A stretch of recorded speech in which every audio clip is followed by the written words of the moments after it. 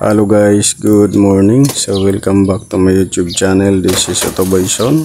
So ngayon guys, magsishare ako sa inyo itong gagawin nating power window.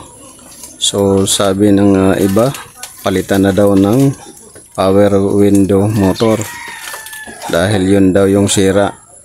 So ngayon, susubukan natin kung ano ba talaga yung sira. So ito yung gawin nyo guys bago kayo bibili ng pyesa. So proper checking muna. So ngayon kung malfunction lang yung power window, meaning mayroong power supply galing sa fuse at saka relay. So ngayon ang titingnan na lang ninyo is yung switches at saka yung contact. So dyan nyo malalaman kung anong sira. So panoorin nyo lang guys yung video na to kung gusto ninyo matuto. Anything na matalas na pwedeng malinis yung contact na yan. So pati dito yan para gumana. So ito yung electrical supply niya sa power window at saka sa sliding door automatic. So yan yung lilinisan natin. So gamit lang kayo ng liha. Ito first step lang na gagawin ninyo muna. Gamit kayo liha. Lihain nyo yan, yung mga contact na yan. Yan. Tapos pati ito sa baba. Yan. Tapos kudkurin nyo yung kasi katagalan yan, kinakalawang yan. So kailangan malinis yan, nakalawang yan katagalan. Tapos ito din sa sliding nya, power sliding contact, ito lihain nyo ito. Yan, lihain nyo yan. At ito yung nagkukus ng paminsan-minsan gagana, paminsan-minsan naman hindi. Minsan naman hindi na talaga gagana.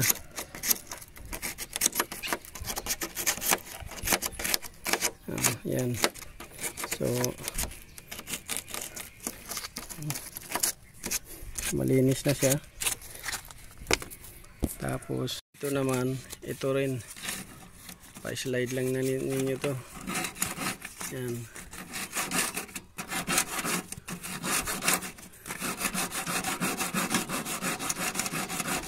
Lihain na yan. Ito kasi yung contact, switch contact ng power window at saka sliding door automatic. Ito yung nagko-contact. Kaya ito yung lilinisan nyo muna. Pagka ganun pa rin, sunod ninyong yung switch nya. Kung ganun pa rin, malfunction pa rin switch nya. Kasi sa fuse hindi naman niyo pwede magbintangan yung fuse dahil gumagana nga siya. Meaning may supply na kuryente. Paminsan-minsan lang siya nakapalya. So yan, medyo puti na, di ba? Kanina medyo kalawangin. So yan, ganyan lang. So matapos yung linisan yan,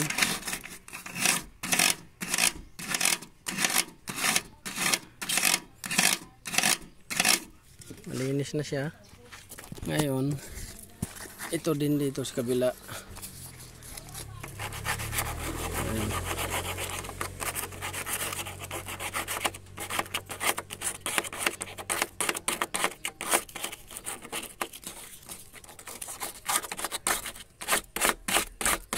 So malinis na rin siya.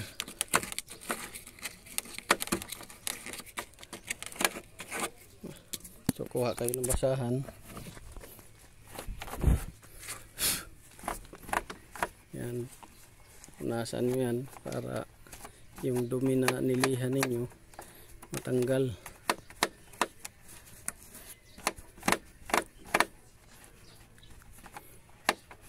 Ayan. So nakikita ninyo puti na siya. Ayan. Dito rin, punasan nyo yan. Para good contact. So paanda rin muna natin. Para hindi tayo maglubat. So pasok tayo dito sa loob.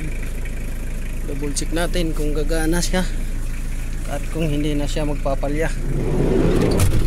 Yan. So pababa natin.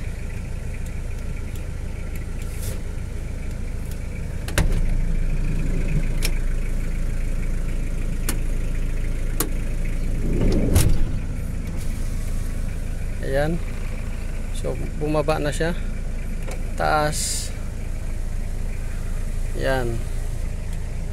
Baba. Taas. So gumana na siya. So gumana na siya guys. So hantayin muna natin. Maya maya paanda rin ulit natin para dili mag-init yung ano niya, motor.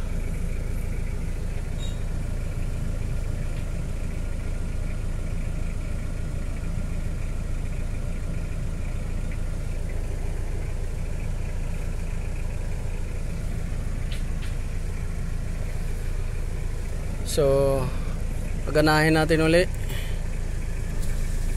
Ayan, bumaba, taas uli. So yun, gumana na siya guys.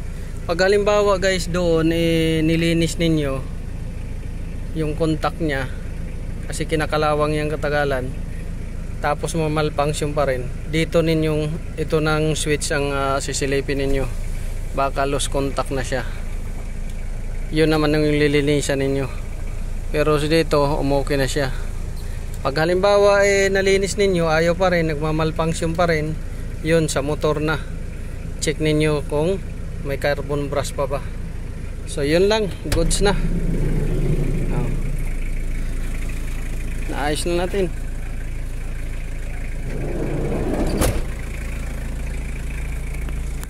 So kung may nakuha kayong konting kalaman, don't forget to like, share, subscribe my YouTube channel Otoboyson. Maraming salamat sa panonood. Good morning at God bless you. So goods na, kumana na. Lubricate lang natin yan para madulas siya, WD-40, para hindi siya hirap pag-akyat at pagbaba. So yun.